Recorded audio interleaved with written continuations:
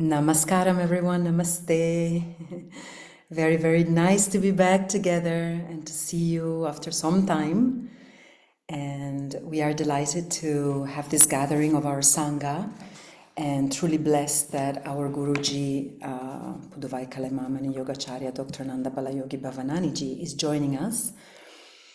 Over the course of perhaps the last couple of years, and more, even more so, in the last few weeks, especially after the summer programs, many students come to us and ask us, okay, now we have been immersed in these amazing teachings, in the ashram life.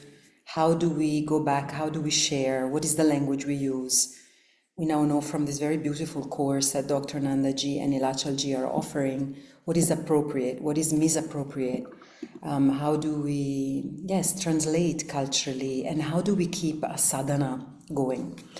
So the questions we'll ask Sir today for the first half hour that he's blessing us with his presence are about this. They are about his experience with the Sangha, his experience with keeping the sadhana, how to teach in different contexts, and also we have here the mentors, some senior mentors of our parampara, Jnana Sundari ji, and then Namaste Jnana Sundari and Shri Devi ji, Namaste Shri Devi, and we have Janaki, Namaskar Janaki, and then we have Bharata ji and Mandavi Denise ji, who also have had a sadhana for many, many years. So that's where we're going to share together. There are no slides, there are no handouts. It's just a gathering for us to help each other, support each other, and share experience. So with that, Sir, Namaskaram, and thank you for being with us. Namaste. Namaskaram, Manakkam, Swagatam, and thank you, Sangeeta, for organizing this get-together. I think this is the way forward. So blessings for a very wonderful sadhana and for us to discuss it. So please begin with the Guru Gayatri. Yes, sir. Thank you. Om Tatparam Paryaya Vidmahi Jnanalingeshwaraya Dhimahi Tanno Guru Prachodayate. Om Yoga Maharishi Dr. Swami Gitananda Giri Guru Maharaj ki Jai. Om Puduvai Kalaimamani Puduvai Shakti Yogacharini Ammaji Meenakshi Devi Bhavanani Guru Mata ki Jai. Om Puduvai Kalaimamani Yogacharya Dr. Ananda Balayogi Bhavanani ki Jai. Om Shri Guru Bhyo Namaha. Hari Om.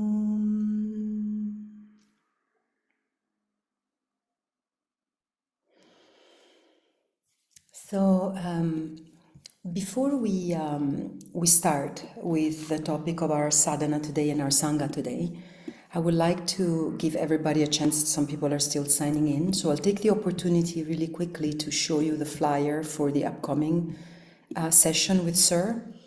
It's very special, and I hope that you'll be able to join us. So let me share this with you and also clarify how this is going to be organized, because there are two different things that we're doing. So 1 second, please. Okay. So I asked and actually invited Sir to shed some light with us on the Pranava Om and the Antaraya. It's always been very, very interesting to me how the Antarayas are so strong today. They are strong today for practitioners of any generation and also of any level of practice. So whether it's illness or doubt or procrastination or laziness or sloth, each one of them, very interestingly, from the point of view of Yantra, there's 9 of them. So I thought that perhaps it would be really a blessing for us to be in sadhana and sangha of Sir, to look at how the Pranava Om, the japa of the Pranava Om, really can help with going beyond this loka or this level of existence in which the antarayas spring forth. And especially from the point of view of the sense of coherence, of the salutogenic model of the sense of coherence. So what does medicine say about this particular antarayas, and how can we bring together medicine and this old wisdom of Sanatana Dharma? So that's what we're going to do. Then, so this is one event, and this one event is on the 4th, so the information of the event is here, on the 4th of September, the same time, it's a Thursday, we're keeping our same slots, 4:30 p.m. to 6:30 p.m. with Sir, and the session will be recorded, so if you can't make it, you can enjoy the recording. So let me know if you need any more information and if you want to sign up. And then we thought that for the following 4 Tuesdays in September, we can meet with me and go through the antarayas, 2 per week, and then look at all of the amazing teachings, basically review the basic teachings, the jewels of this tradition with the Vibhaga Pranayama, Pranava Pranayama, the Hatenas, and then practice the Om Japa and experience what Sir teaches us through the philosophy and the psychology and the medical aspects of our sadhana, and practice it in our body and mind and emotions and so on. So that's the plan. So I hope you can join us, whether it is live or by recordings, and invite other people. This is open. Of course, if you haven't never studied the Pranava Om, it will be more difficult, but if you have people you think can join, please let them know. For any information about the Dakshina and how to send it to Sir and so on, please email me. Okay, so Sir, I have then a question for you to begin this practice today, this Sangha today. And you have had a really lifelong experience with the sadhana. You witnessed the sadhana of Swamiji, of Amaji, of many sadhus.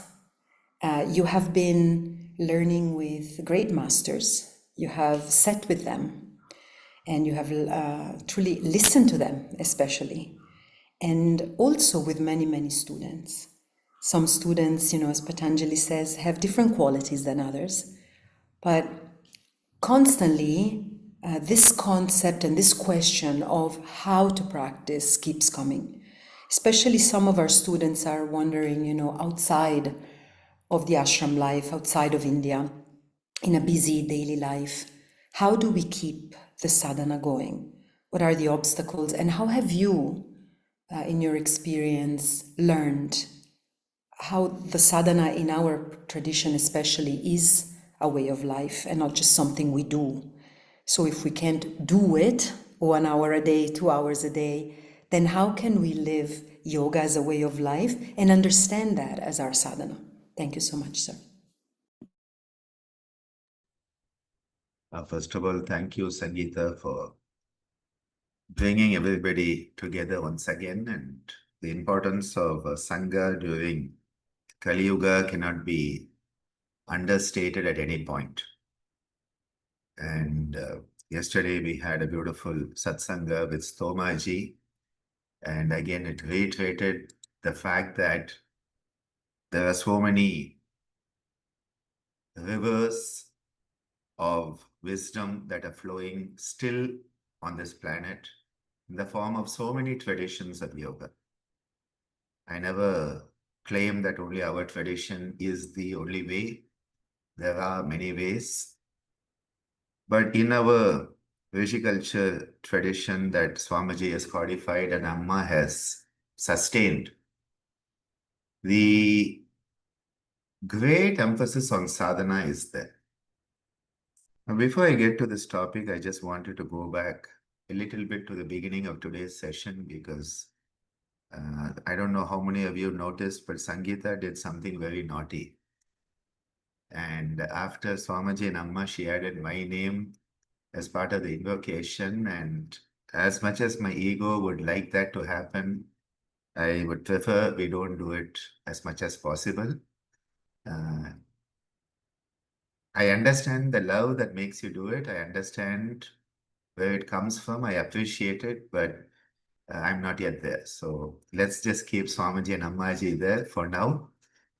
Maybe in sessions where I'm not there, and it's a different issue, but when I'm there, it's a bit embarrassing for me because the two gurus who are guiding me from behind right now are on a different plane of existence. So thank you, but at the same time, no thank you. The word sadhana is a word that talks about sad, and this sad means to go straight or to be on the path. In fact, it is often say sadhu, sadhu, which means keep going straight forward. Please keep going straight forward, don't stop. And Swamiji and Ammaji have reminded us that when you're on the path, the least you can do is not stop. Even if your progress is only a millimeter in a year, it's still a millimeter in a year. So the first part is the sad, which comes from to go straight forward or to go forward. And the ana part, which usually emphasizes a methodology, a process. And you know very well my thoughts on process versus outcome. And the emphasis I place on the process rather than the outcome. Today, education is based on outcome measures. We want to know what will be the outcome of the training. What will be the outcome of the intervention?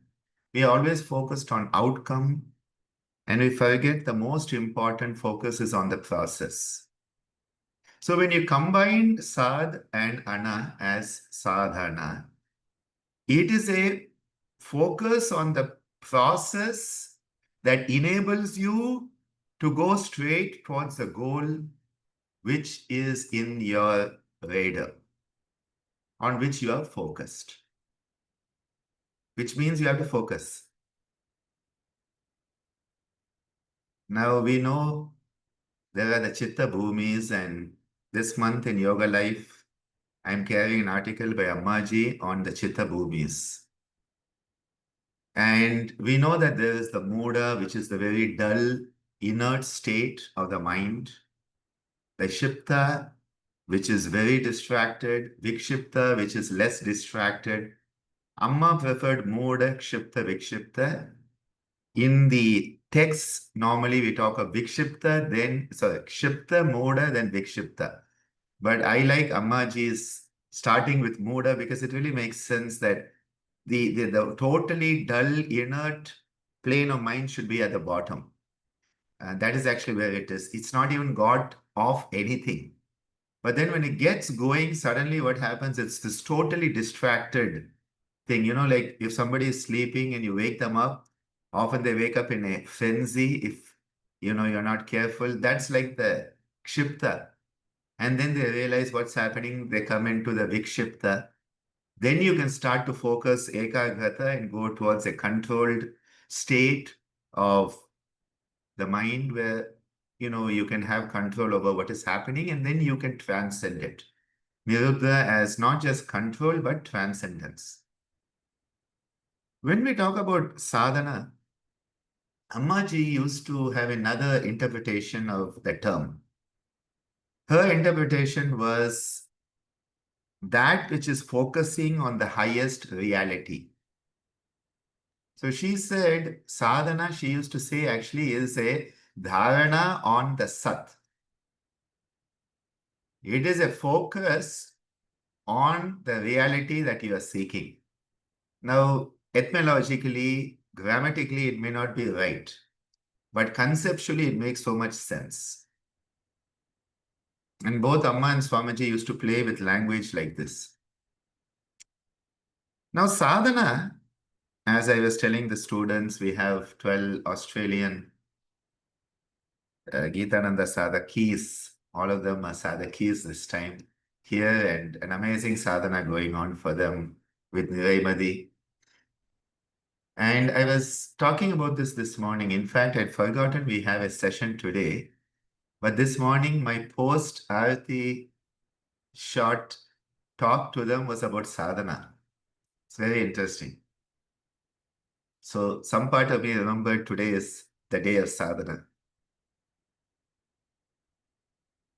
And the sadhana can again be equated with the very beautiful term that Patanjali gives us in the Yoga Darshana, which is abhyasa. Now, there are fine differences between sadhana and abhyasa, no doubt, but for practical purpose, from where we are, you can say they are very similar in many ways.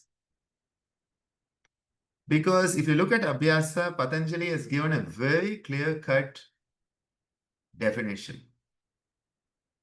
He says that abhyasa is a sustained effort. So the first thing is there should be effort. Sadhana also is an effort. Abhyasa is also an effort. That's why I call it the accelerator. Abhyasa is the accelerator, Vairagya is the brakes. And when you can have a smooth interplay between accelerator and brake, your journey will be smooth. Either one of them on its own will not help you. You need both of them working in tandem. He says that your abhyasa should be sustained. And so he uses the term dirgha kala, over a long time. How many years? God knows. How many hours? God knows. How many lifetimes? God knows. And even does God know? I don't know. Dirgha kala, sustained. And that is why I just use the word sustained. Your abhyasa, your sadhana has to be sustained. The second one is it should be unbroken, uninterrupted. This is where Ammaji's regularity, repetition, rhythm comes in very much for sadhana and for abhyasa. Because interruption is very common, and I'm going to talk about that in a moment when I talk about my own life. He says, Nai, that is, na means no, negation as in most languages. Nairantarya, antarya, there should not be any gap in that effort. So the effort should be sustained without a gap. He then gives us a very important word. He says, Sato dirghakala nairantarya satkara. He says it should be geared towards a higher purpose. Why are you doing your sadhana? Today you already converts. I don't have to preach to you, but I can profess even if I don't preach.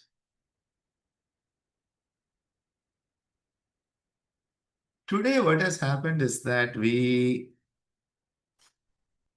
have put the cart before the horse. And so we think that if you're going to do yoga, first of all, do yoga, I have a problem, but if you're going to do yoga, it should be for something. Now, this is a big danger. Yoga for better health. Yoga for diabetes. Yoga for hypertension. Yoga for academic excellence. Yoga for corporate management. Yoga for... What has happened is we have forgotten the actual purpose why one should live yoga, Atha Yoga Anushasanam, we have forgotten. As Swamiji would say, yoga is yoga is yoga, and it should be yoga for yoga, for yoga, for yoga. And you will have the side benefits.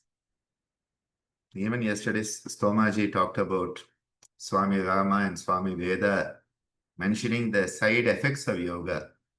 I use the term side benefits of yoga because as a doctor, we talk about side effects of medication in a negative way. So when somebody says side effects, I think of it as negative outcomes. Side benefits are the positive outcomes. So health and happiness, flexibility, competence, all of that, they are the side benefits of yoga. They are not the purpose of yoga.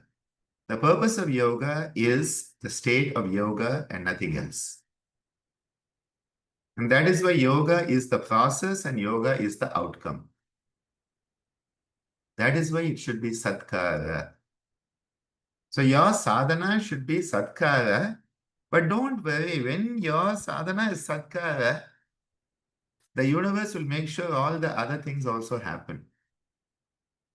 But you don't focus on the other things because the moment you focus on the other things, you forget that sadhana. You forget what your original purpose was. What was the original goal of sadhana gets lost. The same thing when you teach also. Teach for the sake of teaching. Everything else will follow automatically. So coming back, Patanjali says your sadhana, your abhyasa should be dirghakala, nairantarya satkara asevito, and then he says drida bhumi, firm foundation. Because doing the wrong thing for a long time again and again with a higher purpose also can lead to problems. I don't know about the higher purpose, but the rest of it sounds like terrorism to me. They're doing things again and again without break for a long time, great energy. But the problem is, what are the foundations on which it is built? What is the higher purpose that exists? Because negativism, destructivism is very powerful and easily, we get trapped in it. It's very difficult to be positive, very easy to be negative. Because negativity doesn't need us to expend any effort at all. It will happen on its own. It's like gravity. In case you jump off the 10th story of a building and you want to fly, there have been a lot of people in human history who have tied wings and tried to fly, okay? Wax wings and metal wings and all. If you want to fly, you need to expend a lot of energy to fly. Because it's very easy for gravity to pull you down and smash you to pieces at the bottom. To fall down is very easy. To rise takes great self-effort. And sadhana is the rising of the indomitable spirit of the divine that is manifesting in human form through us. That rise, arise, awake, and stop not till the goal is reached, is attributed to Swami Vivekananda, who was just plagiarizing and paraphrasing the Vedic literature. But today we forgot the Vedas said it, we say Swami Vivekananda said it. Yes, he took it to the world, but it's already there in the Vedas. Arise, awake. What does Lord Krishna say in the Bhagavad Gita? Uddhavet Atma Atmanam. Huh? Raise yourself by yourself. That is sadhana. So from my childhood, I have been exposed to the regular sadhana at Kamliswami Madam, where I have witnessed this regularity, repetition, rhythm, this sustained effort without a break for a higher purpose based on firm foundations. I witnessed this firsthand. Now, does your sadhana have to be the same thing all the time? No. No. When you were a toddler crawling around your parents'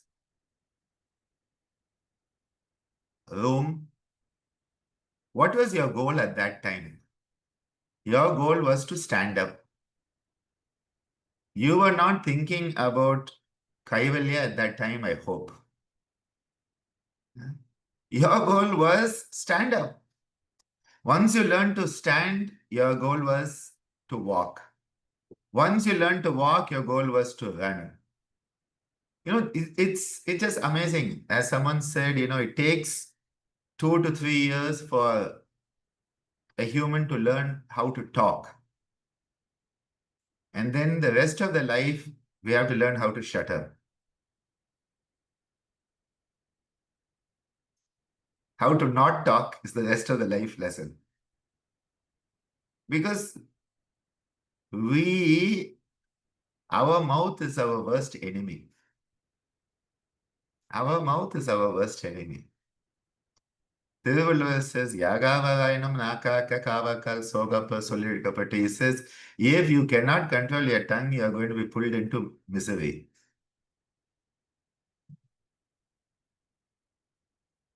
I have seen that, the sadhana changes from time to time. In fact, what is required for a young kid is different than what is required for a teenager. A young adult requires a different sadhana than someone engaged in family life. And as you grow into the golden years, your sadhana changes. It definitely changes because your body has changed. Your mind has changed. Your emotions have changed. Your perspective of life has changed. So it cannot be the same sadhana. However, the commonality is consistent self-effort geared towards a higher purpose based on firm foundations. That remains the same thread. Ammaji has been a perfect example of sustained sadhana. Her personal sadhana, be it the Hatha Yoga or the Pranayama, along with a life of sadhana. Because as Aurobindo says, all life is yoga. I have witnessed Swamiji and Ammaji display all life is sadhana. But it's easy to delude ourselves that, oh, my life is my sadhana, so I don't need my yoga mat. As a young kid, when I had to practice, it was never easy. Because as a young kid, all I wanted to do was climb trees. I would have been the best tree climber in the world. Right? And Ammaji would wake me up and say, go and practice. Get up at Brahma Muhurta and go down. And the moment our Panditji would come, sit in front of Kamliswami Madam, and he'll start chanting as he started the morning Abhisheka for all the deities. And as he would chant, I would then follow him chanting as the whole puja was done in the whole Madam. Take out my drum and mridangam and sit and practice. And Amma was on the roof. So the moment she didn't hear me making noise, she would come down to see whether I had gone to sleep or whether I was still practicing. In the middle of the class, she would come down to just check on me. So how she knew I was practicing was there was a constant flurry of noise coming from the drum in the floor below her. Now, unknown to her, I developed my own methodology. So I developed a methodology of keeping the drum on my abdomen and lying down. So I would lie down with the drum on my abdomen and keep banging at it. I was not practicing, I was just making noise so that she thought I was practicing. Yes, okay, I could cheat Ammaji. But what happened is I had to make sure that I didn't fall asleep because I was lying down. Because if I fell asleep, I would stop any noise and then she would come down. So it was a constant effort to be awake enough to beat the drum, but not to practice. And then one day, my Mridangam guru, Vaidyanathan sir, happened to come to the madam to meet Swamiji in the morning. And he comes upstairs to meet Swamiji and sees his student lying on the floor with the drum on his abdomen. And that was the end of that plan of mine. Huh? Got a good spanking that day and never again play it lying down. Give respect to the instrument. What I've seen over the years is the practice you put in, especially in the initial years of your sadhana, is going to sustain you for a long time. Now, some of us are a bit more fortunate. We start earlier than others. But what I find is that I would say that the first 9 years of your sadhana sets the tone for the rest of your life whenever you start. Now, if you start when you are 5 or 6, well, by the mid-teens, you've already set up enough of your patterns that they will sustain your life. If you come into it a bit later, it's still going to sustain you. So there's never too late. Things are never too late. In India, that's why we try to get our young kids into these cultural practices as early as possible. Vidya Rambam starts very early. In some cultures, the age of 4, in some cultures, the age of 5, depending on the activity. At Yoganjali, we have a rule that the kids should be 5 before they can join us for the yoga, the music and dance. And there are always parents whose kids are 3.5 and the parents feel the kid is a genius and should start early. And we are like, wait for another year. Because it's not about being a genius. It is two very simple things. One is, does the kid have enough control over bowel and bladder that they don't mess up your classroom? That is a very practical thing. And the second one is, can they be in a class for 2 hours without needing the father or mother and crying for the mother or the father? By the time the kid is 5, usually these two things can be managed. And that is the practical reason. Now, if you had a kid who's 3 and can do it at home, it's different. Divya was 2, just past her second birthday when she gave her first performance on stage.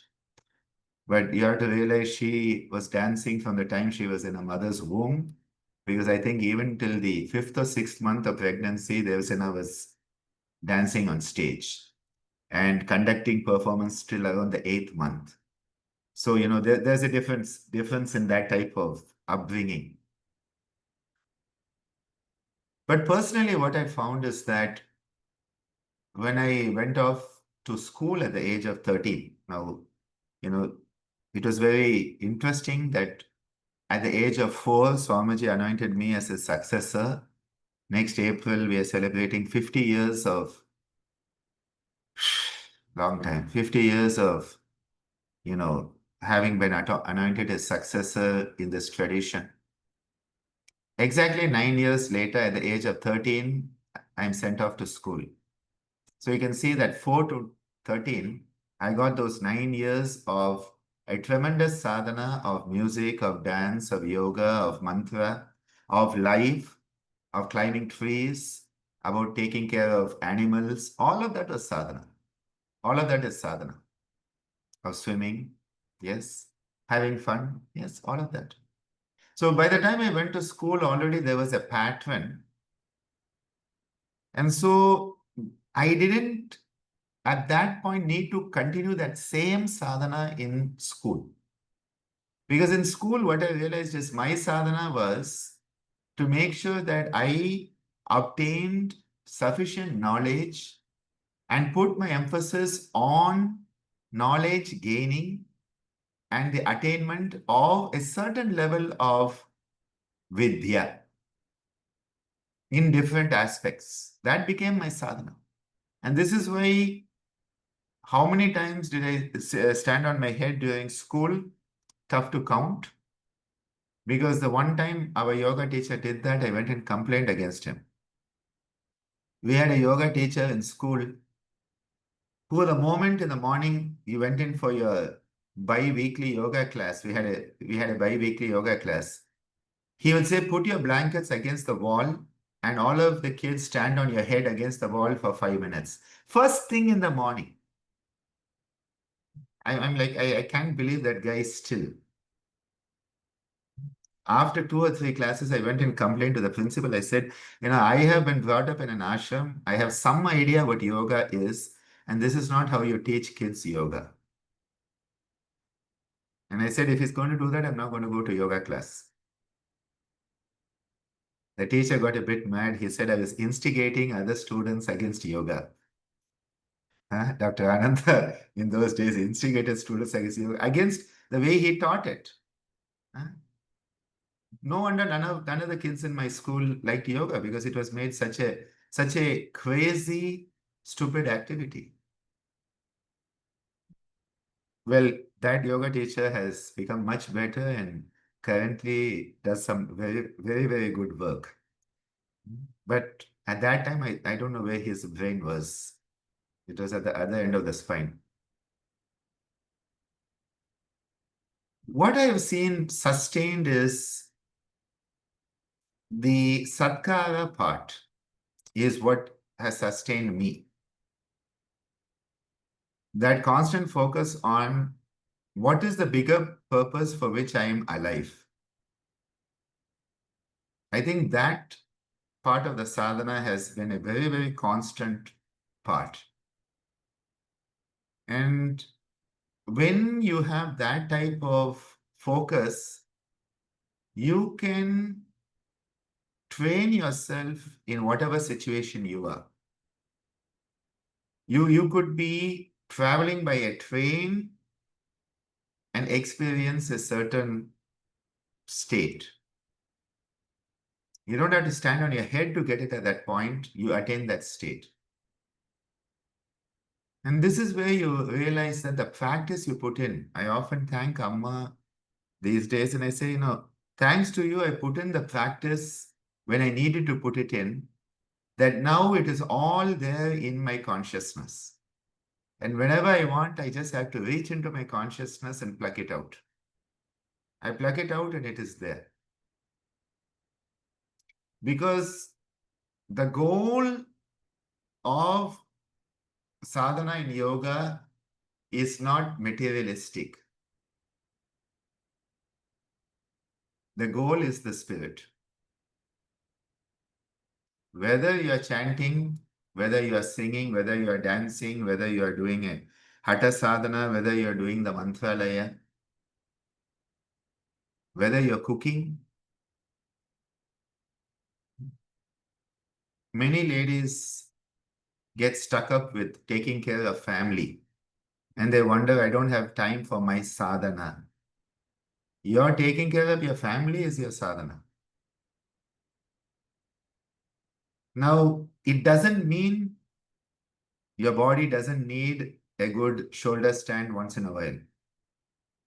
It doesn't mean you don't need a few forward bending, backward bending postures. It doesn't mean you don't need to sit and chant some of the Gayatri mantras now and then. It doesn't mean you don't need it, but just because you don't have time to do that, you don't have to be hard on yourself and feel that others are depriving you of whatever you deserve. Now, over time, something that happens is you start to relate to the practices in a very different way. So, for example, the relationship I would have had with, if we are talking of our favorite Brahma Mudra, which is my favorite because I find that if I spend some time on that at any point in the day, a certain clarity comes into my consciousness. Because clarity is never going to be permanent.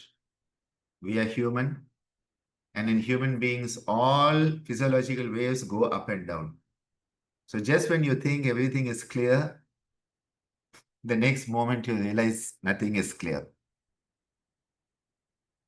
And that is why practices like the Brahma Mudra have become such an important go to practice.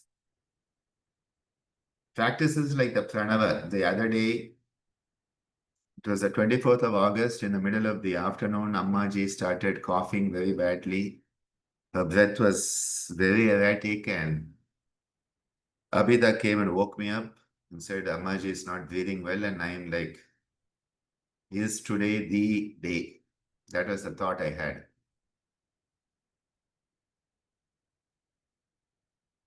She was struggling with her breath.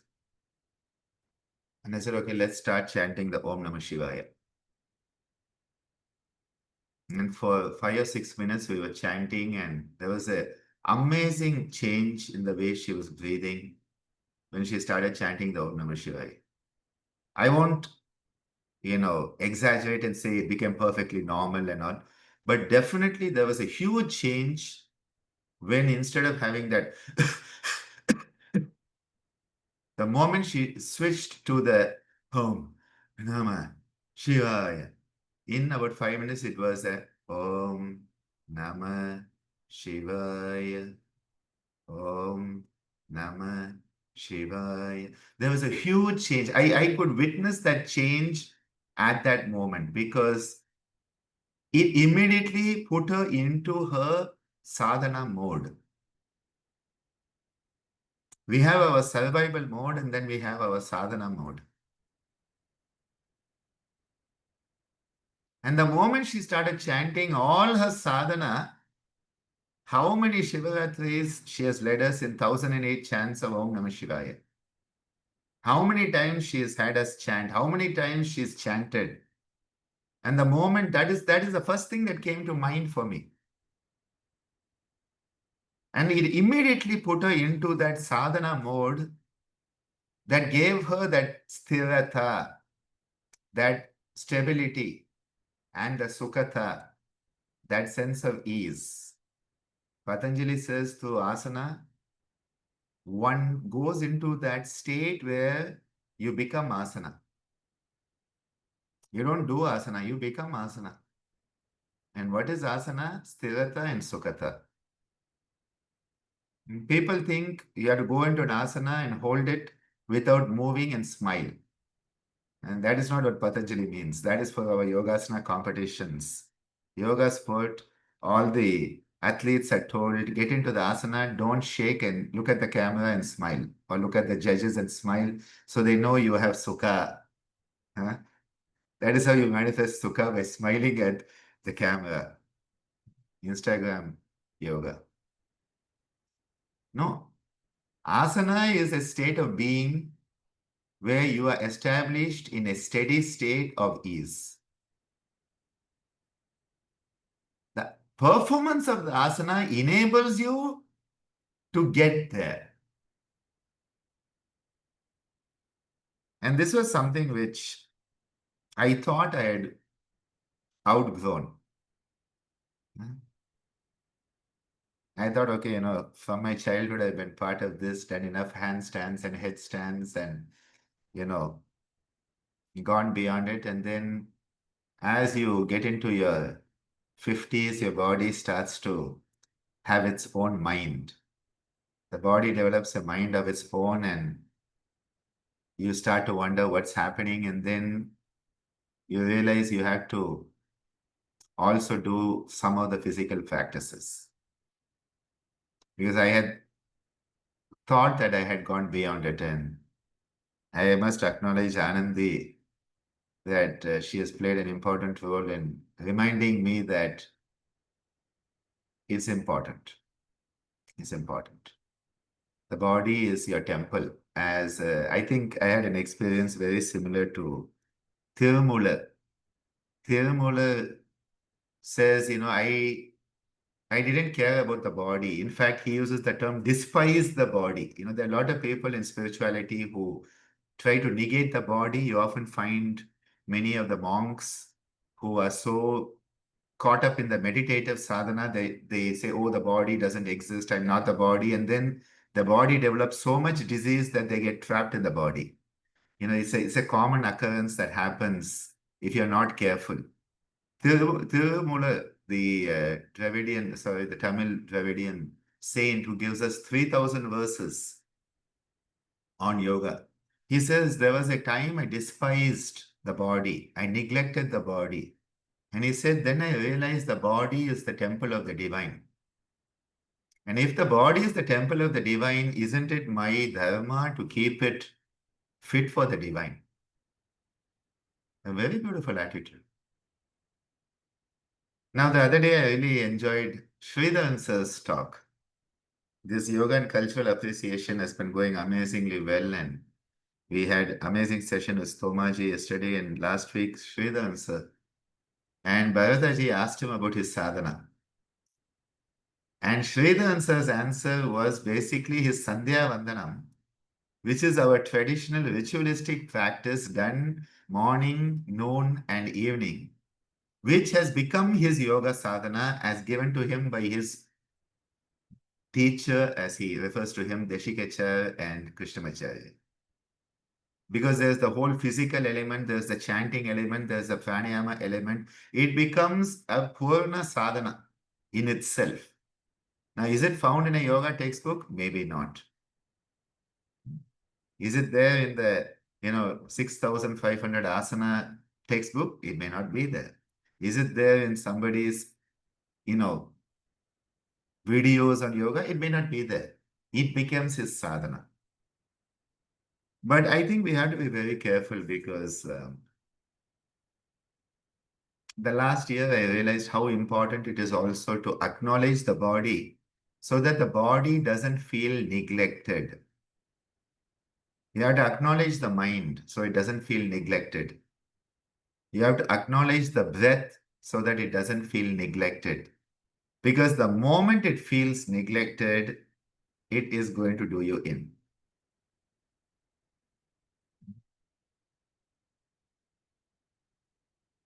Swamiji used to talk about that. He said, be careful because when you neglect people, they may do you in.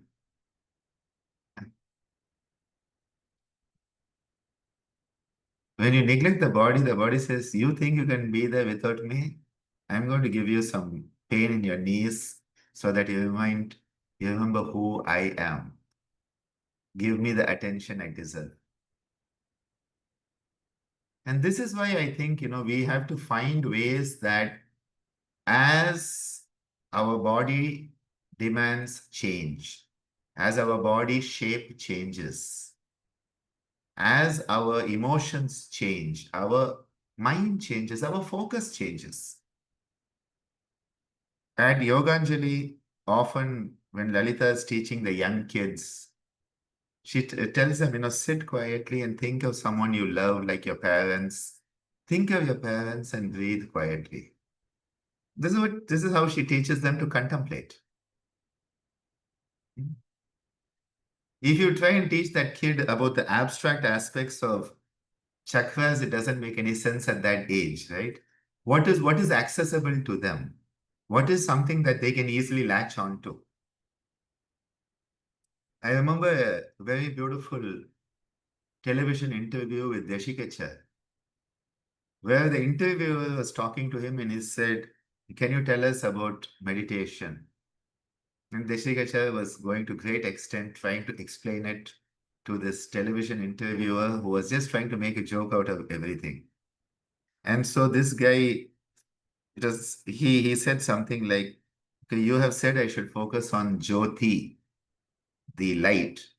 Can I focus on Jyotika, who was a famous actress in those days?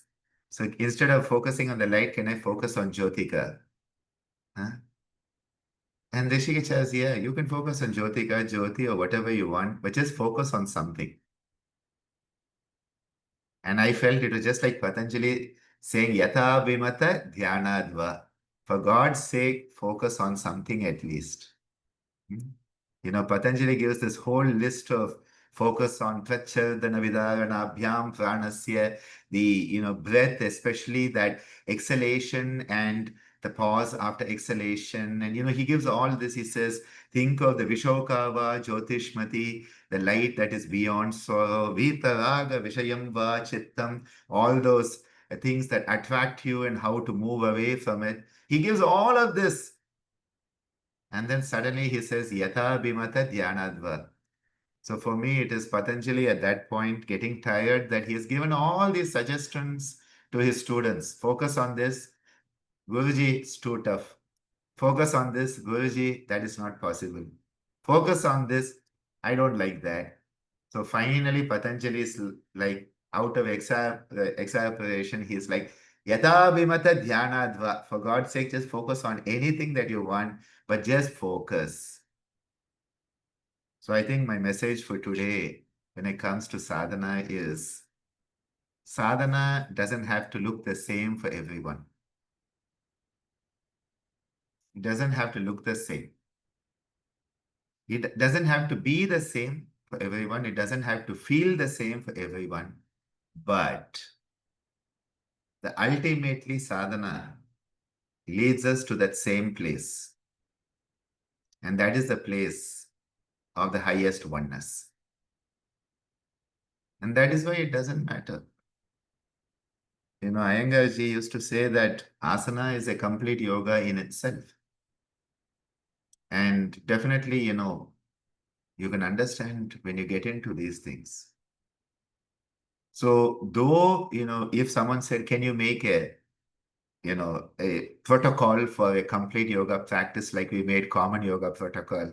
You have some warming up and you have a standing posture and a sitting posture and a lying down posture, and then you'll have some cleansing practice, and then you'll have a pranayama, you'll have a little bit of relaxation and meditation. You say, this is your common yoga protocol that we all sat and made. But actually, it's not really that, because if you go deep into your sadhana of any anga, it can become a purna swarupa, it can become a fullness. It can become, because as you grow in it. And that is why in the context of this Sangha here, which is the Nada Yoga Sangha, anything that enables you to attune to vibration can be your focus of sadhana. Anything that enables you to attune to vibration can be your sadhana, be it a breathing practice, be it a physical practice, be it a mental practice, be it going out and having a walk in the woods and listening to the beautiful sounds that are there, focusing on those sounds as an exploration of going into the inner sounds, the dasa dhvani, the 10 inner sounds, that's also a sadhana. But if you're going for a walk in the woods, listening to your music on your AirPods and checking out your calories on your watch, I don't know whether it is another yoga sadhana anymore. It may be good for your good. It's okay. It's better than sitting at home on a couch eating potato chips and watching horrible movies. So it's better than that. But is it sadhana? That is the question I have. So satkara is a very important part. Satkara is very important. Drida Bhumi is very important. The other aspects are also Dirgha Kala, Nairantarya. I think if we go by those criteria, we can create our own sadhana that fits into our lifestyle, life schedule. For me these days, the last couple of years, cycling has been a very good sadhana. And I find the big difference. I go for my 25 minutes to 30 minutes of cycling, and oh my God, there's just such a different mental space opens up if I do that. And someone told me the other day, why don't you get a stationary cycle and you could do it in the ashram? I'm like, looking at my wall for 30 minutes and pedaling is not the same as going out on the road and seeing people, being in the fresh air, having a cow lash its tail across my face and nearly knock me down. This is part of the experience, okay? I was going up to Auroville a couple of weeks ago and struggling to go up, and a cow was walking by. I thought I had enough distance. I underestimated its length of tail. And suddenly the tail is right across me. I got a nice, it's an amazing whip actually. Cows' tails, I realized what a whip they can be. See, that is the joy. Now, yes, is it dangerous? Yes, of course it is dangerous because there's traffic. There's the human element. There's traffic. There are water puddles. The road may be damaged at places. But isn't it a beautiful opportunity to be in the present moment, explore yourself in the context of the world around you, rather than being in a air-conditioned, glass-walled gym with a stationary cycle? It's not the same. It's not the calories you burn. It is not the number of rotations your knees go through, but it is what you experience. And this is why I know Sri Devi, the hiking up in the mountains, that becomes a sadhana. Now, yes, you could be on a treadmill and get the same number of kilometers and get your heart racing. It's not the same. It's not the same. And that is why in your sadhana, again, try to keep that, zest, curiosity, zest, childlike exploration. I was trying something this morning and I explored another part of me. It was very beautiful. You will feel good about it. You will feel good. One thing with sadhana is you will feel good. Now, you may be tired, you may not be tired, you may be sweating, you may not be sweating, you may be blissed out, you may not be blissed out. All of that is fine. But one thing for sure is there will be that sense that you have touched a part of you that you needed to be in touch with. That is so important. So I've taken a bit more time than I planned, but this was a topic that the moment Sangeeta opened her mouth, I'm like, well, I'm not closing mine too soon today. Thank you so much. There's quite a lot of beautiful teachings and guidance. We appreciate you so much. Do we have time, sir, for one or two questions if the Sangha has? Great. So questions, comments, as I said, there are mentors also of our Sangha here. So if you also want to share your experience or ask any questions to sir, this would be a good time now. We can devote 10-15 minutes to it. Just unmute yourself and yeah.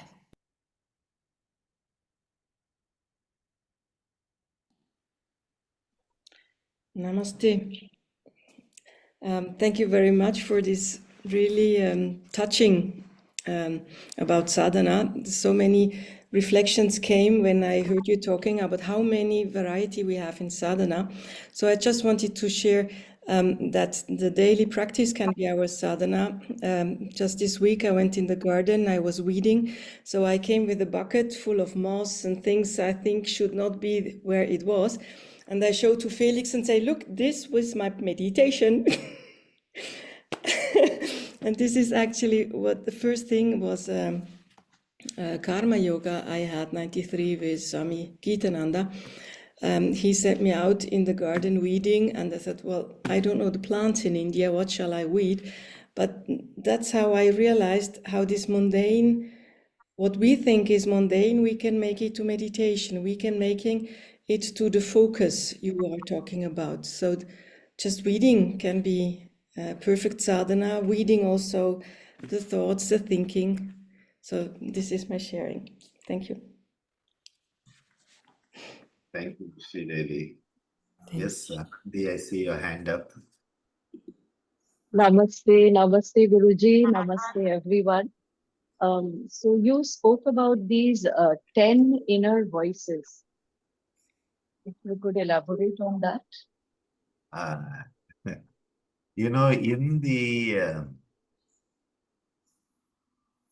in the teachings of Hatha Yoga and Nada Anusandhana, we find this coming very much as part of also the pranayama sadhana. That in the pranayamas that are there, as you go inside, you start to hear different sounds. So these are actually more different type of sounds that are indicative of the sadhana that is fructifying. Now, I have primarily talked about the sadhana as something that we are doing and experiencing. But sadhana is also going to be fructifying, which means the fruition of sadhana will also be seen at different points of time. It is, for example, in the Hatha Pradipika, it often talks about the concept of when you are practicing the Hatha Yoga, what is the type of slender body that will be there? You start to smell good. This is one of the things that comes with the Hatha Yoga. You're supposed to smell good, you look good, you feel good. And they say these are the manifestations. Similarly, Patanjali says there's something called Kaya Siddhi, where there is a perfection of all aspects. Rupa, Lavanya, Bala, Vajra, Samhana, Tattvani, Kaya Sampat. And he talks about all of these manifesting through our sadhana. Similarly, when we go into a deep pranayama sadhana, and in pranayama, especially when we look at the nada pranayamas, so wherever we are making audible sounds to simulate the experience of the deeper vibration, we start to grow into it, and these sounds are called the dasa dhvani or dasa dhun. There's another concept of dhun that is there. And in fact, I many years ago put it into a small image that is part of the pranayama book, where we have articles by Swamaji, Ammaji, myself, and others. And the sounds that are suggested are a sound of a bell. So one of the sounds is the sound of a bell. I have been talking to the students here about that because someone said, why do we have the bell ringing in the ashram? Well, it's much better than many of the sirens that you hear in places that are supposed to alert you about something happening. But the bell breaks through negative states of consciousness and takes us into deeper consciousness. So the sound of a bell, the sound of the ocean is another one that is suggested to be an inner sound. Now you have to be careful with the ocean because sometimes, again, these sounds may just be also tinnitus, which means your ears are not working properly and you're hearing sounds inside. So make sure your ears are not having tinnitus and that these are actual sounds you're hearing. The third is an elephant sound. It is suggested. The sound of a flute. Clouds, the sounds of clouds. We have a very beautiful piece of equipment at ISCM, which you can roll your hands on it and you have this thunder sound come through. It's a beautiful one. Yesterday, the students visited us from ICYA and enjoyed. I say, I just go and stand under it for a few minutes and just get that sound. It just really, really takes you someplace. The sound of a bee, the sound of a dragonfly. See, they have even distinguished the sound of a bee and a sound of a dragonfly. The conch, which is a very auspicious sound in our culture. The drum and the sound of a lute, which for us actually would be more like a sitar, veena, that type of stringed instrument sound is what we would suggest here. So though it is translated as lute, it would come more under one of the stringed instruments. So it is suggested that these are the inner sounds that as you start to progress, you start to hear. Now, the danger of telling you this is now you're going to start to project them sometimes. So you have to be very careful telling people about these sounds that people are going to like, yes, I heard a conch tonight. Now, because I told you there's a conch, you are hearing a conch. So, how much of it is suggestion? One has to be careful in this. And again, how much of it is hallucination? Because in the antarayas, which we will discuss in the upcoming session. I'm so happy Sangeeta has given me that topic, one of my favorite topics, Antarayas. There is a very important one which is called Bhranti Darshana, where you think you're having an experience, but it is a hallucination. It's not real. And so I like to play with it and say it is the darshana, the vision you have when you've had a peg of brandy. So Bhranti Darshana is a brandy Darshana. Yada Sundari doesn't like that too much, but it's a good way for people to, when people are drunk, the way they perceive the world is very different. I remember a friend of mine, we had gone on a trip and he got so badly drunk in medical school and he fell into the ditch on the side of the road. So he was lying in this ditch looking up and we all like, get out of that ditch. And this guy is like, isn't the sky amazing? What a beautiful night. And I am in paradise. And I will just get out of the ditch. We had to pull him out because he was having this great samadhi experience, but was just dead drunk. Okay. So one has to be careful that these experiences, these sounds are not hallucinations, not delusions, because often in spiritual circles, I had a professor meet me at a conference many years ago, comes up to me and said, I enjoyed your talk, and you said, I'm into spirituality. Moment people say they're into spirituality, I look for the nearest exit. In planes, they tell you, find the nearest exit, may just be behind you, and I'm always looking for it. I'm into spirituality. I'm like, where's the exit? And he's like, when you close your eyes, and the way he said it was, when you close your eyes, do you see the light? And this exact way, you close your eyes, do you see the light? And I'm like, I prefer to keep my eyes open and see the people. Huh? And he was very disappointed with my answer. I said, I like to see the people around me because the light shines through the people around me. That is what I engage in. Not this idea that I'll close my eyes to see the light. You see the light wherever you are. Every human being, every living being has the light in them, and you can perceive that light. Now, it doesn't mean you don't see a light when you close your eyes, but people tend to think the light has to only be seen when you close the eyes. These sounds are to be heard only when you are in deep meditation. No, you can perceive it in nature. So thank you for that question. And I immediately found that image because a couple of weeks ago, I had taken it out for something else. So I knew where it was. Thank you. Thank you so much.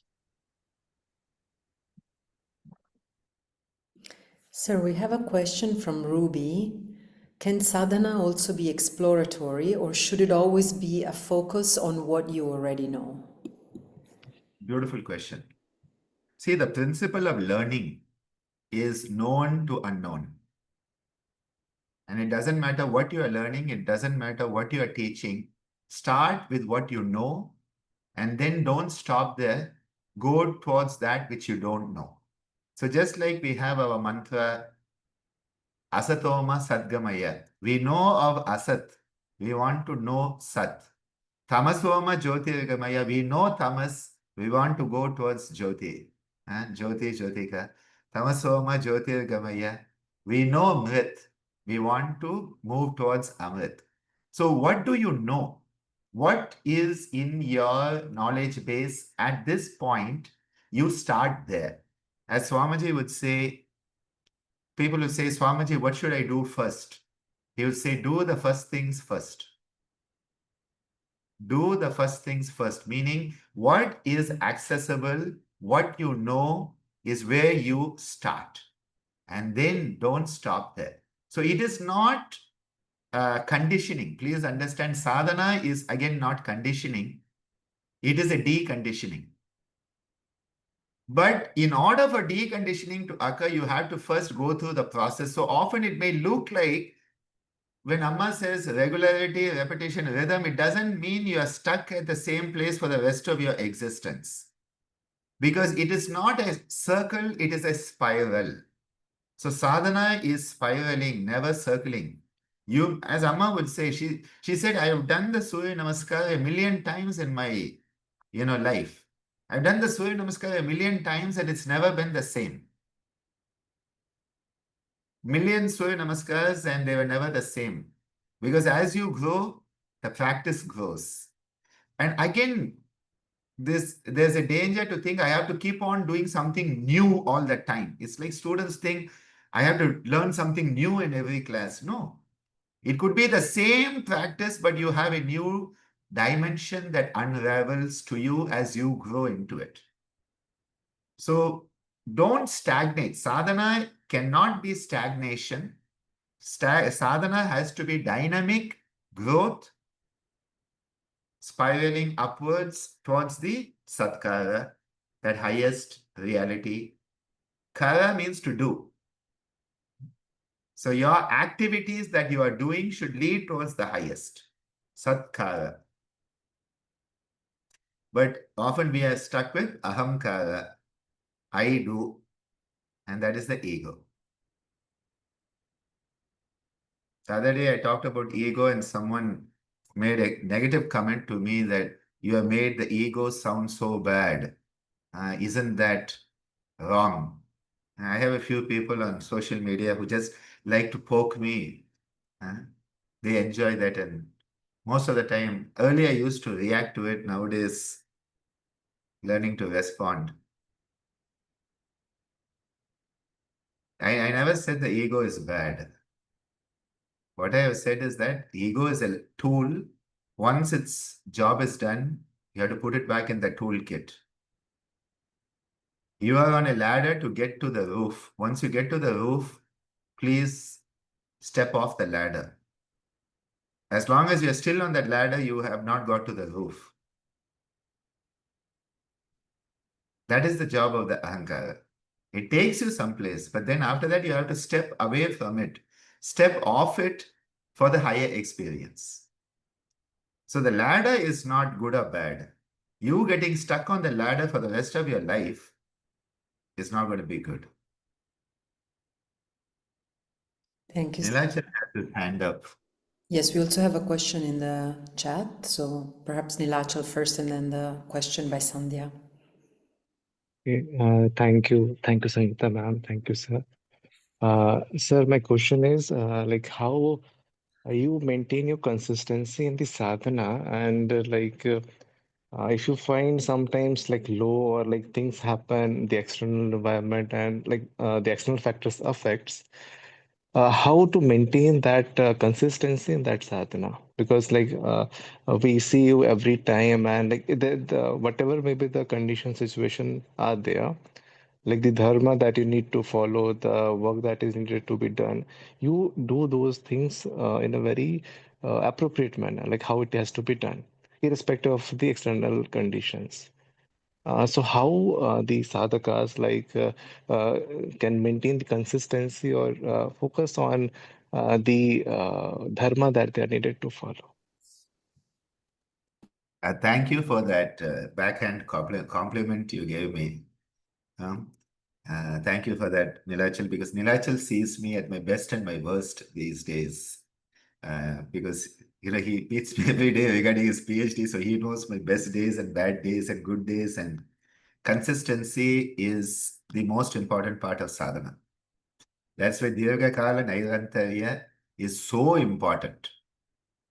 More than intensity, consistency. How do you do it? You have to set your priorities. My priority is to fulfill my dharma, nothing else. Now, my dharma may be understood by people, may not be understood by people, may be liked by people, may not be liked by people. That is not my business. My dharma is my purpose. And if I am clear about that, I'm not going to give it up, whatever form it may be. So I would say that be very clear what is your purpose, what is your dharma, because that is the only reason you have this incarnation. The rest of it is all popcorn and chips, samosa and kachori and jalebis. It's not that your purpose is why you are here. That is why your dharma is most important. Swadharma is the only reason we exist. Now, the second part of your question is when there are days that you are down. When it's up, it's easy, okay? Those days you are down, you may not be able to do one part, but you can always find something else you can do. And I remember a very beautiful statement. I'm not too sure who it was from. I should Google it and find out. And that person said, you know, they were talking, I think, practicing meditation and how long it should be and what to do when I don't have time for meditation. And the guru answered, well, on a normal day, do an hour of meditation.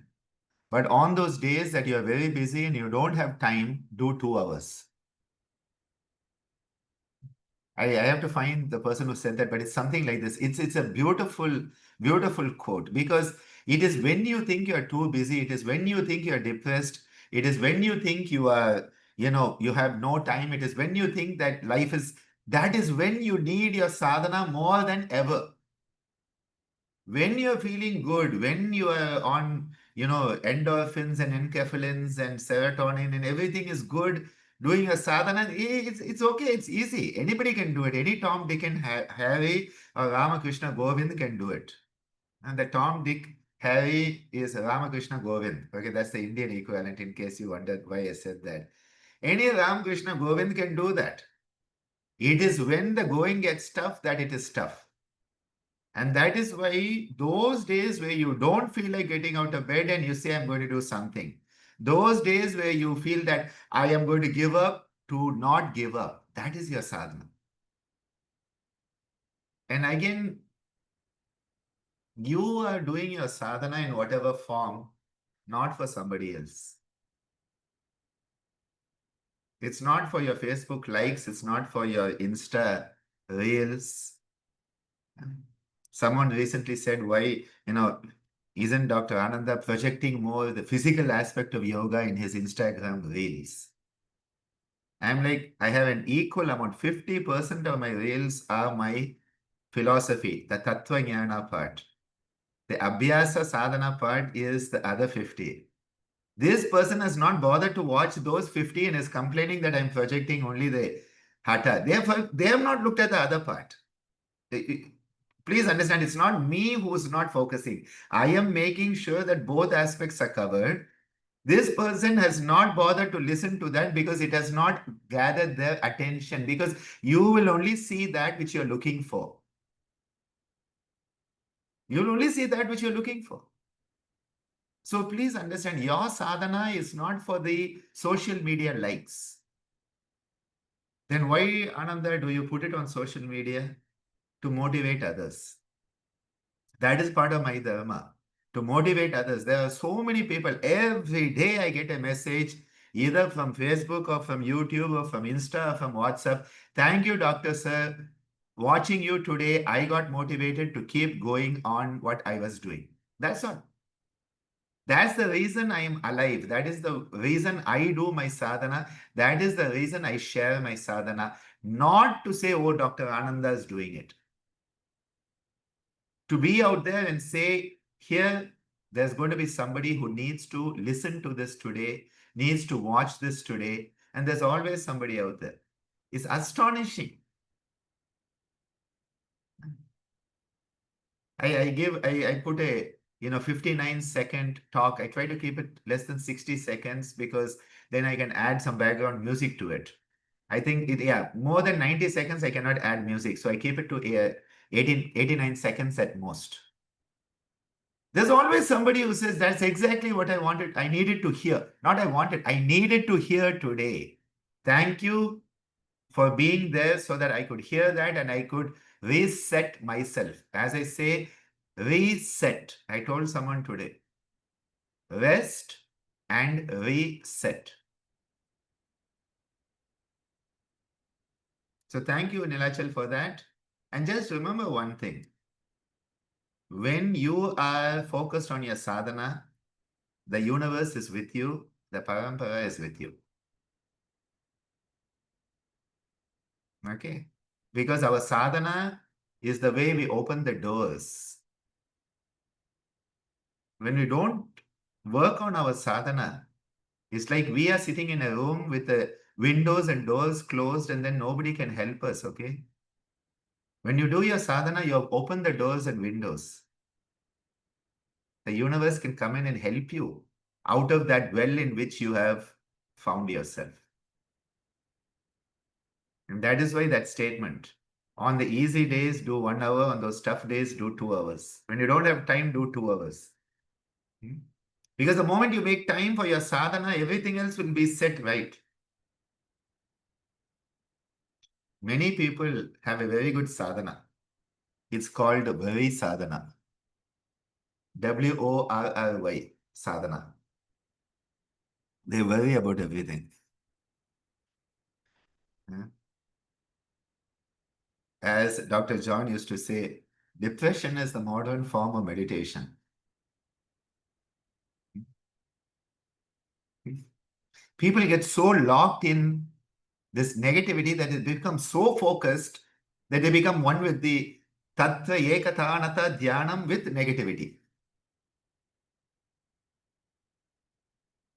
And again, you know, the people who close the door, close the window, and then shut themselves away from everybody and say, I feel lonely.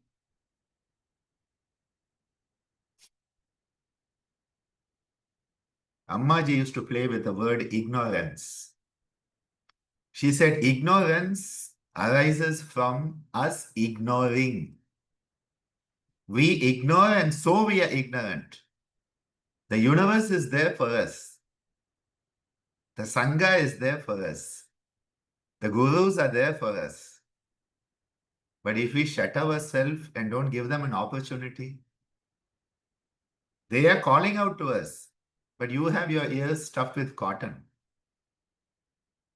They are in front of you saying, come, let's move forward, and you have shut your eyes. And you say, I feel so dark and lonely. Open your eyes and see the parampara is there. That is sadhana. Yes, you said one more question, Sangeeta. I think one more question. There was a question here from Sandhya. How's the Soham mantra coincide when we chant Aum? That's what a separate article. That's a session altogether. Session, but I just love that question, Sandhya. Thank you for asking it. You see, though we think that all of these things are different, they are in essence all one and the same. The same Soham mantra that reminds us that we are the universe and the universe is us. That is what the Soham mantra is. Whether it is Hamsa, Soham, that's all technical. What is the Soham mantra? It is a reminder with every breath that you are the universe and the universe is you. Finished. Universe becomes you, you become universe. Universe becomes you, you become universe. That is the Soham mantra. What is the Pranava? The Pranava is again a reminder that we are that vibrational essence of the universe. As someone rightly put it, the energy in all of us is as old as the Big Bang. The energy of the universe and the energy of us is not different. When we chant the Pranava, we are attuning to our energy existence, which is the universe. And what was the Soham? Universe is you, you are the universe. What is Pranava? Attuning to you being the universe. They're both the same. Now we can go into detail of how the A is related to something, the O is related to something, the is related to something. That will be for maybe the next time we have a prolonged session, that can be the topic. So make a note, Sangeeta, for next month, or whenever that next session Next is. week. Next week, and the following 4 sessions are on the Pranava Om, so for sure. Yeah. Sir, I think I saw Lokji. Dr. Lokji, did you have your hand raised or? Yes, ma'am. So maybe this. Thank you. Thank you. I rather have 2 questions. One is very personal. So let me ask the first question first. This is regarding Tattva Jnana. I am so fond of Dr. Sir listening Tattva Jnana. And I very often found that whatever he says, I keep on churning on that. I mean, after the step of Shravan, I practice Manan. But many a times, Nididhyasan means implementing those things is really difficult. So I wish to know whether that Manan part should necessarily go to the Nididhyasan in case because I find I'm not a adhikari, I am not, eligible, not capable for that. So that part of adhikara yoga comes in. I have done the churning, I absorbed the things what Dr. Sir said, but Nididhyasan is very difficult. Probably I have not practiced that adhikara yoga. So what should I do? I mean, and that is the first part. And the second is very personal. In fact, I started practicing Hatha practices only when I was about 45. Now I am 65. And I have already, practicing a few things from other lineages. And I really like them because, I have been practicing them for quite a long. And I now have learned so many nice practices from our own lineage, Gitananda yoga tradition. So is it all right? I mean, sometimes I feel guilty that, I am practicing from various lineages. So is it all right, or should I, what do you suggest? This is. Thank you. Thank you for both the questions. I'll start with the last question first. It's definitely all right to keep practicing whatever you have learned and that you feel is helpful, because again, the beauty of this tradition is that it is not a top-down approach.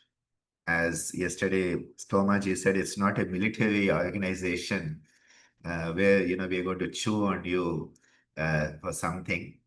What is very important there is to see how the practices can go together. This is very important because what happens at times is that if we are not careful, we mix practices which have the opposite nature. That is the only thing where Viveka has to come in. Because what happens is each tradition has a logical system that is there in their tradition. And when we take a practice and we mix it with another tradition, we have to understand what was the core principle of that practice and how it goes with another practice. That's all. If that Viveka is there, there's no issue at all.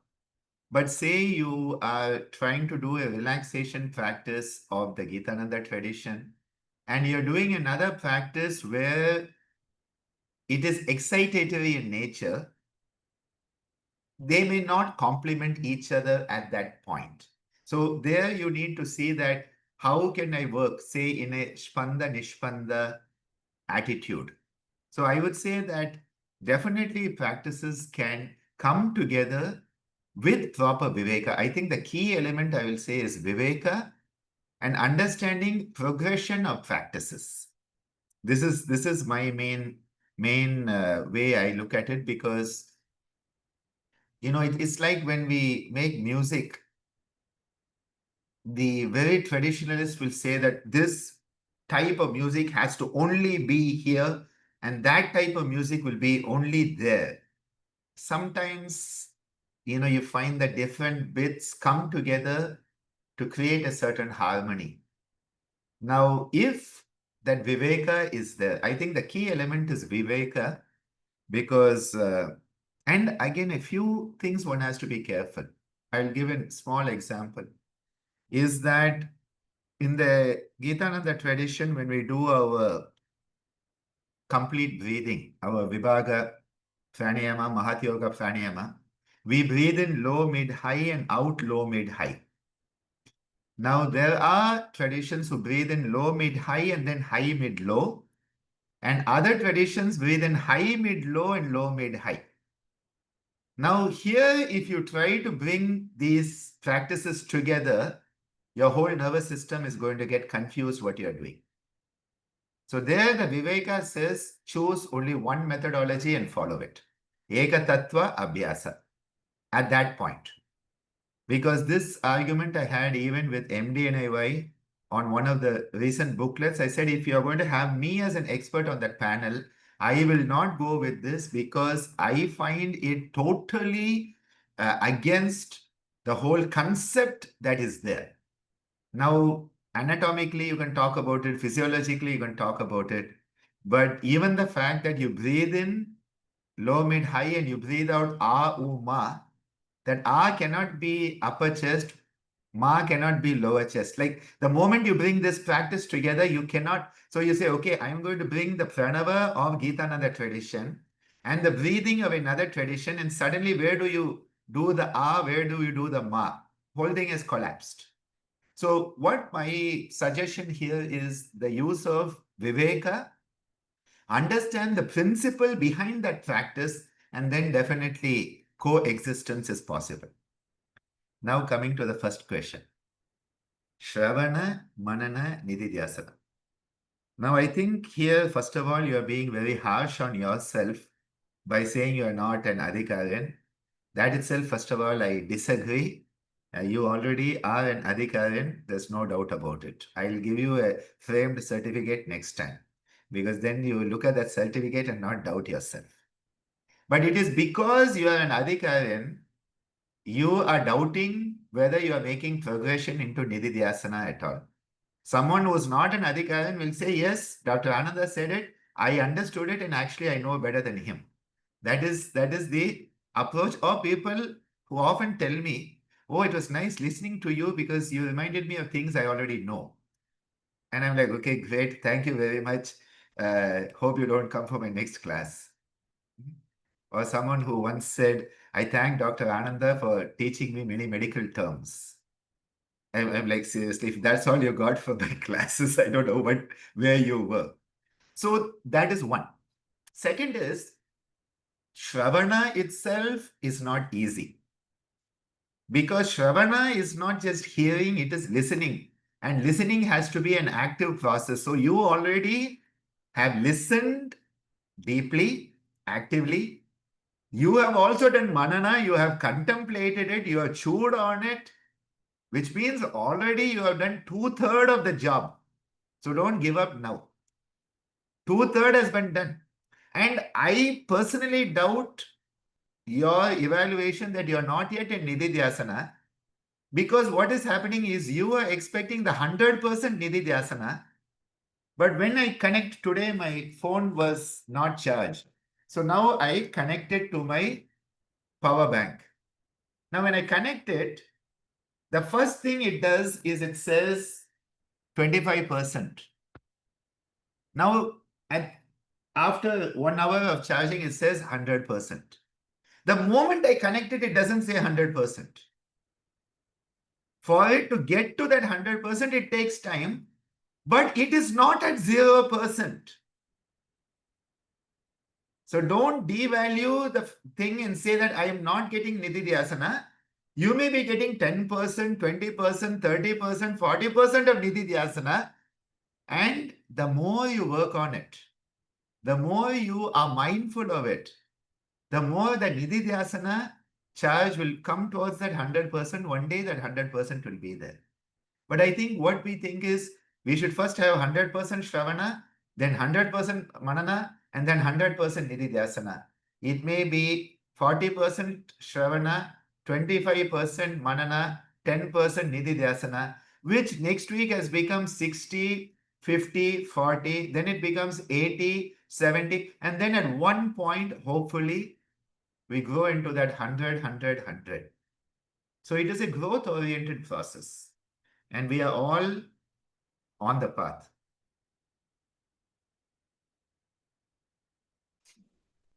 Thank you So so grateful much. to you. Thank you so much. Thank you so much, dearly. Many things have cleared off now, it's really, I'm so grateful to you.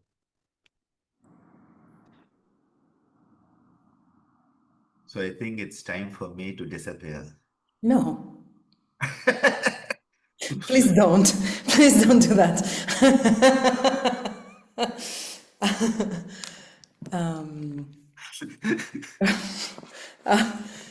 The last time that happened was to Vallala Ramalinga Swami, 80 kilometers from Pondicherry, where he was telling his students, keep quiet and listen, and none of them were listening. And he said, if you don't listen, I'm going to disappear.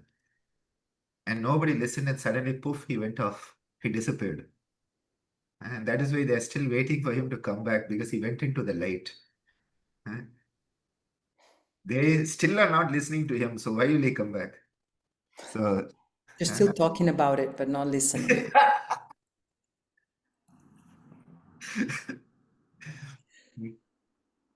he became the light, they say.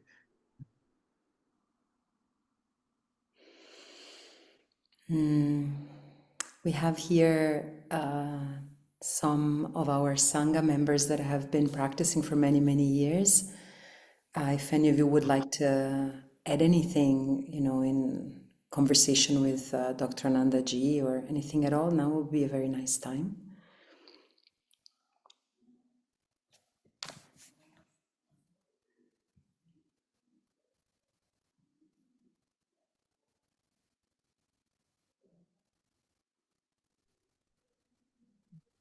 One thing I could share that helps me a lot is with sustaining the daily practice is the concept of my core practice. I could even paraphrase Swamiji and call that no option yoga. It's I have to do it every day. And then there's the non-core practice that I do almost every day. And that gives us a little bit of flexibility, but it allows us to make a commitment to that core practice. So it's a simple concept, but it has a lot of value and practicality. So that's one thing that has worked well for me over the years of multi-year disciplines in some cases. Thank you everyone for this wonderful session today. It's always fascinating with Dr. Anandaji. We've heard things before, but we hear it again in a deeper way, and there's the repetition that comes in, and it's just always inspiring. And we can think we know something, but we hear it differently another time. So, thank you. Thank you, Bharataji and Jnanasundariji. Thank you. I think one thing that has kept me going all these years is the fact that you think, it has to be solid, but in fact, nothing ever happens always at the same rate. There will be times when it's easy and it flows and you feel great, and then something happens, life takes over, and you think, oh no, I've lost it, but you haven't. You're just taking a different way of looking at the sadhana. That's all it is. It's a different way. It's you don't go in leaps and bounds particularly. You're doing the sadhana as you can, as well as you can, and it's a mistake to expect it always to be the same, with the same joy, because sometimes it is joy, but it's a quiet joy. We shouldn't expect always huge joy. We should accept that it varies. That's just been my experience, but it's helped me because I know that even the times when it doesn't seem to be happening, it is happening. It's subtle. And that's all I have to say. Thank you so much, Jnanasundariji.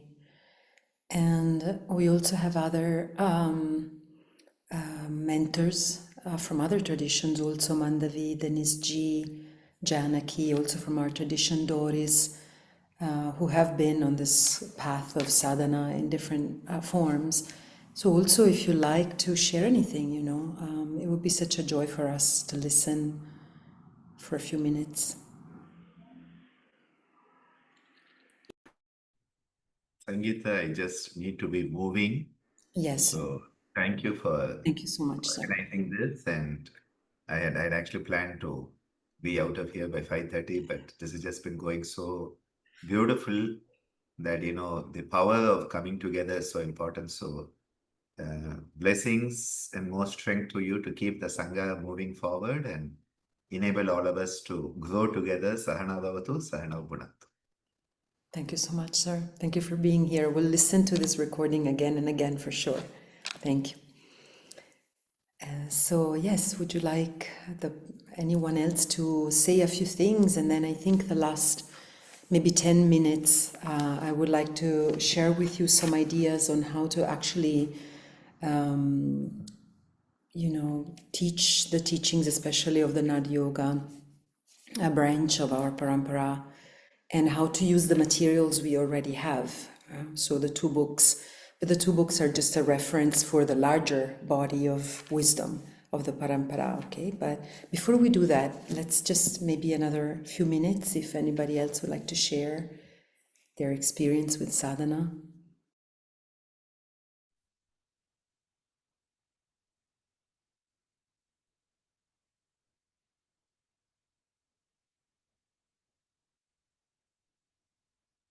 Mandaviji, we cannot hear you. Your mic is on, but we can't hear you.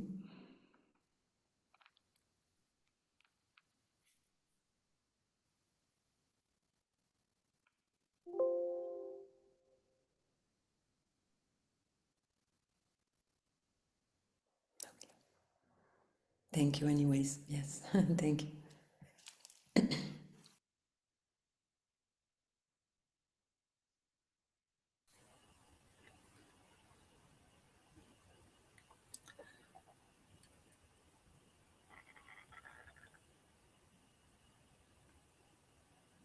Doris, go ahead. Did you unmute yourself? Okay. Yes. I thought Mandavi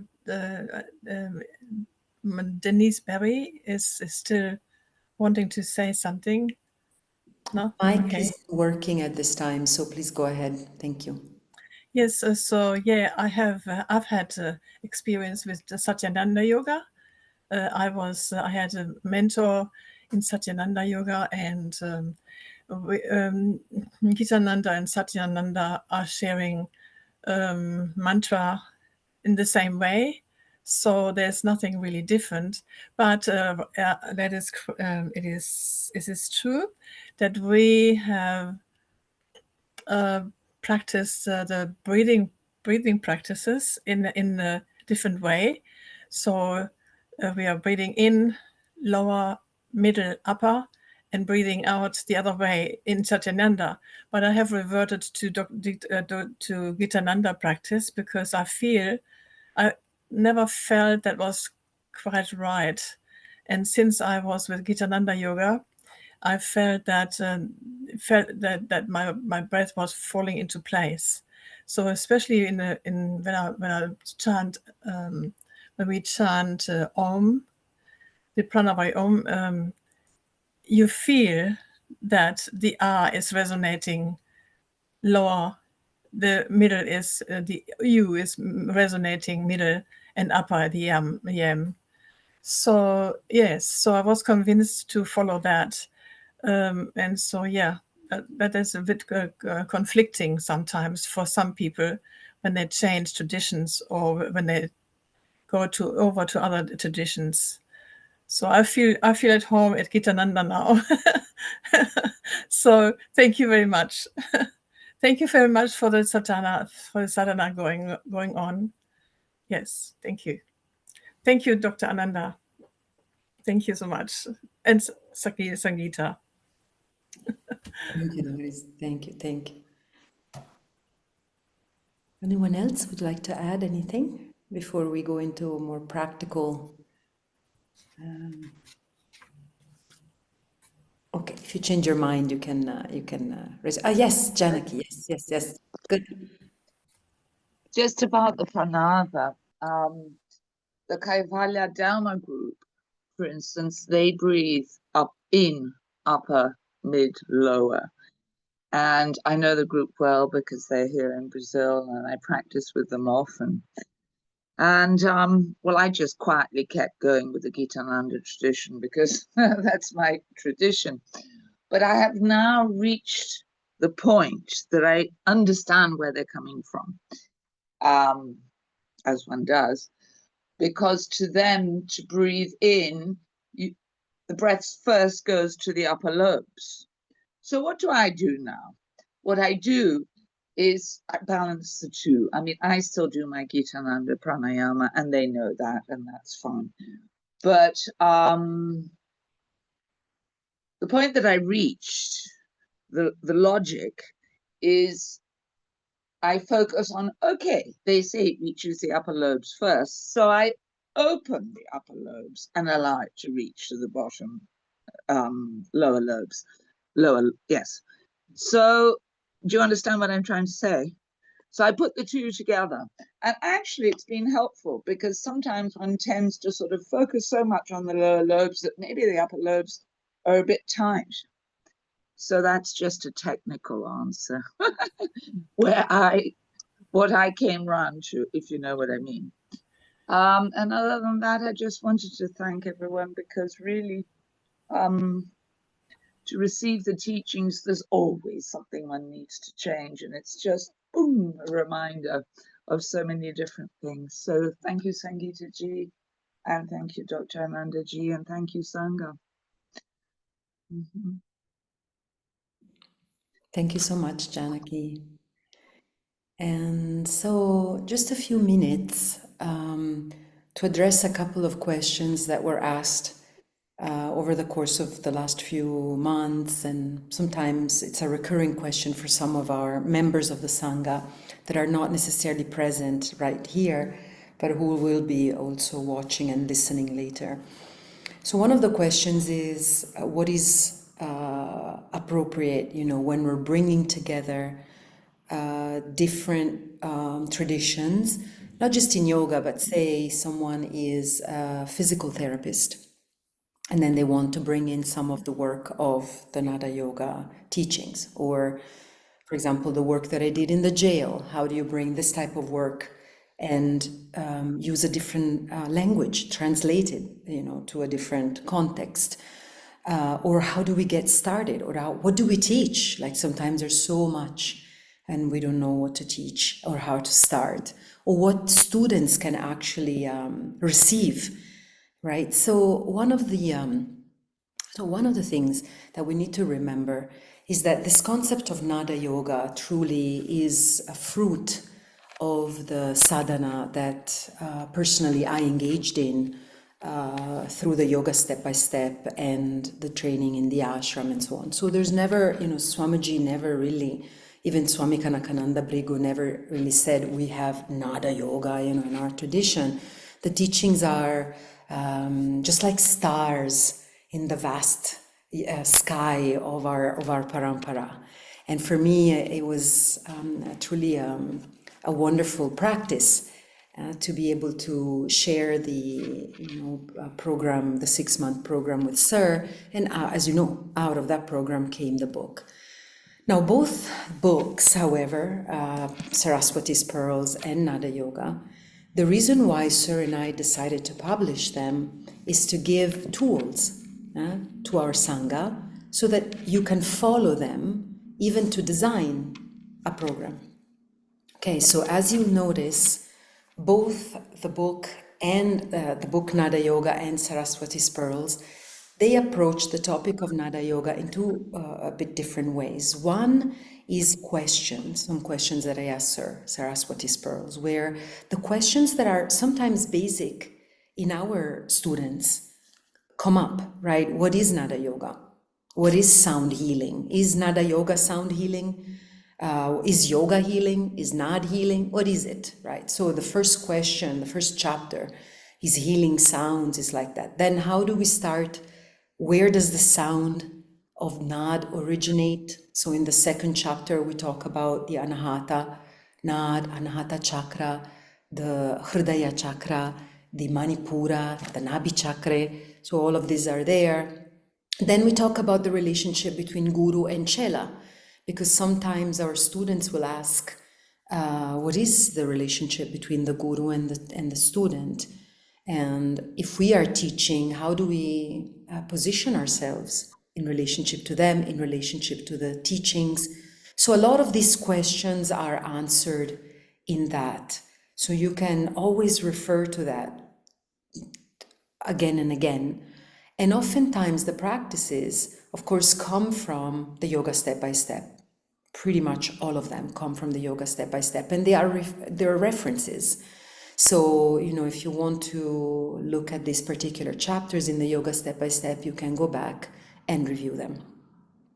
Now, some practitioners and some members also of the Sangha and other members of the Gitananda family worldwide have expressed some concerns, for example, in the chapter about the chapter on the chakras and the fact that we shared over the book and we are sharing online the teachings on the chakras and so on and so forth. So just know that there is also a section of the students of Swami Gitananda who do not agree with us sharing specific teachings online or in the book. Now, the reason why we put them there is that this information, if you ask AI, tell me about the chakras and the bija mantras, AI is going to give you a 6-week program on the chakras and the bija mantras. So these are no longer esoteric teachings that you're not going to find online. In fact, you're going to find a lot of things that are perhaps not correct.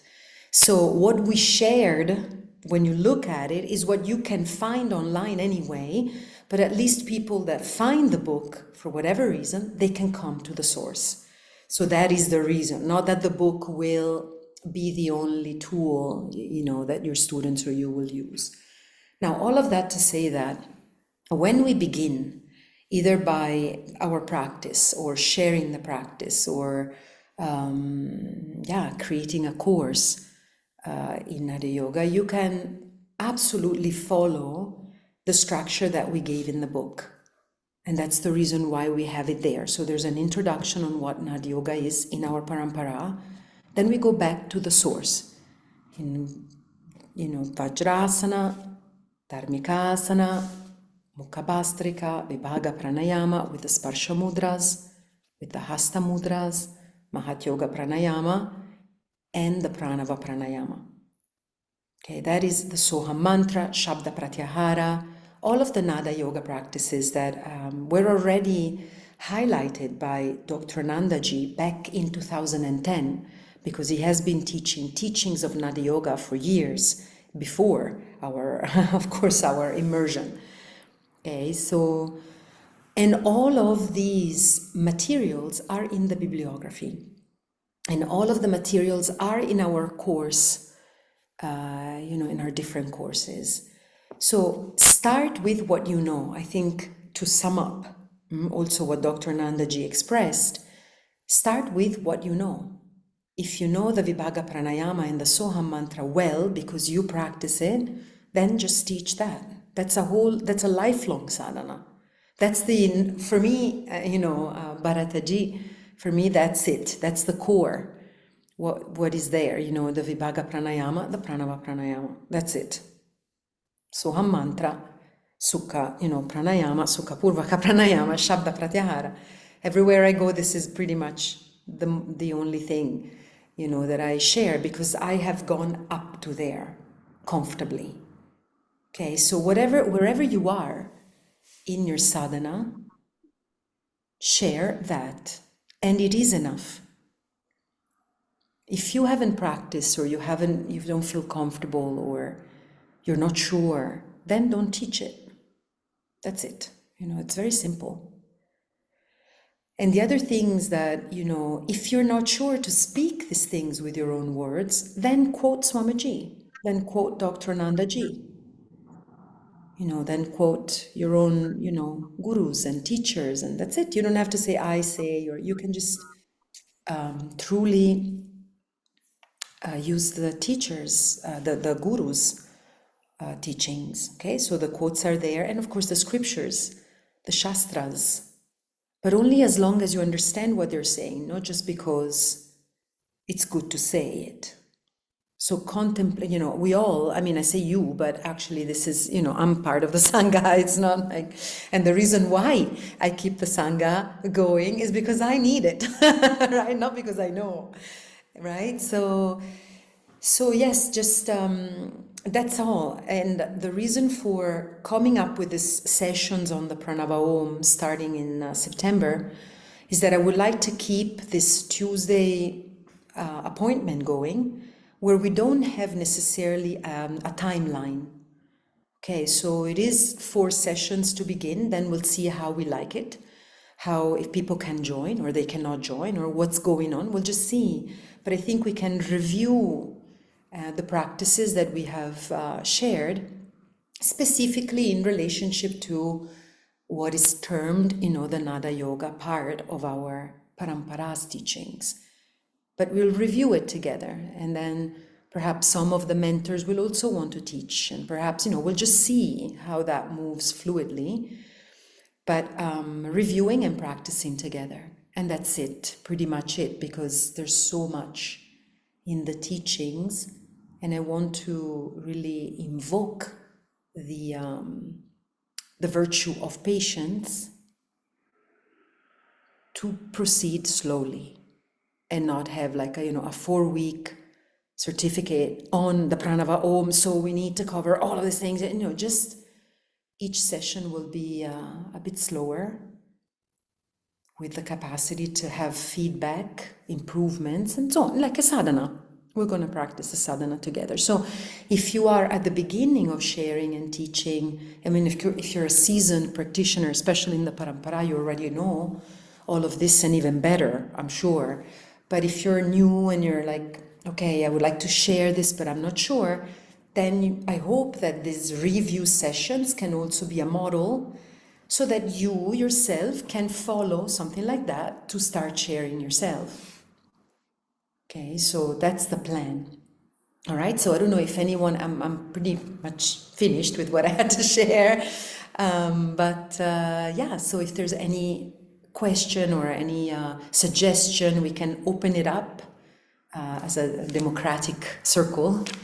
And you can unmute and share a question, a comment, an idea. So thank you all so much for being here.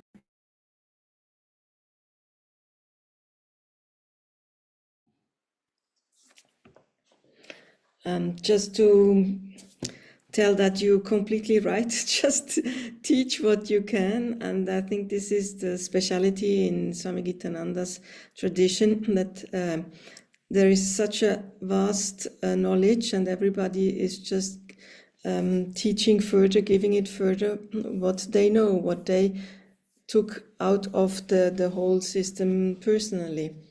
So just a small story. It was in 95. I haven't been through the yoga teacher training then. It was in 93. I was at the Gitananda ashram for 6 or 7 weeks. And all I did in that time was just Vibhaga Pranayama. Just Vibhaga Pranayama and again Vibhaga Pranayama, this foundation. And I went to a yoga class just to be with other people. And then the teacher couldn't come for 3 lessons. And she said, well, you've been to India, you know much about yoga now, you can teach my 3 classes. And I said, well, what should I teach? Well, Vibhaga Pranayama, that's what I really know now after, then I thought, 6-7 weeks. So it's really the best. Don't think about it, just teach what you know. Then it comes from the heart. Thank you, Sangeeta. You're great. Thank you so much, Sridevi. What a beautiful thing you said about it will come from the heart also. And also it will and so also when we share and we teach, it's also very important to have the mentors give feedback. For example, Sundariji made me aware of something that I wasn't aware of. I just wasn't aware of. But she had the strength to say, because she loves the teachings, and she had the strength to contact me and say like, hey, why are you doing this way? And what about that way? So there is that also, the protection of the teachings that happens when we share.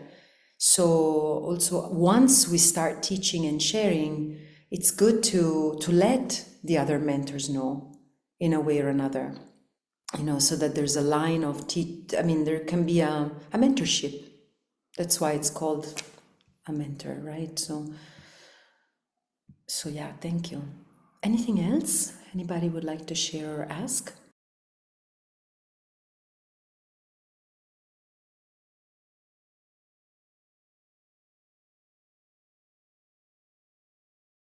So thank you all so much then for being here, and we'll finish with the Loka Samasta.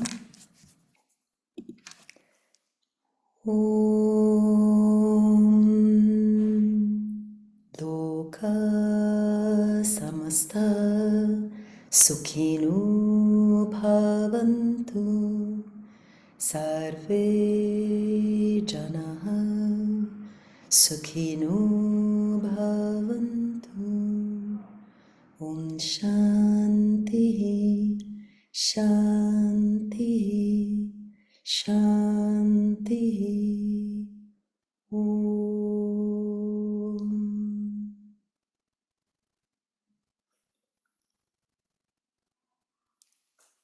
Thank you, everyone.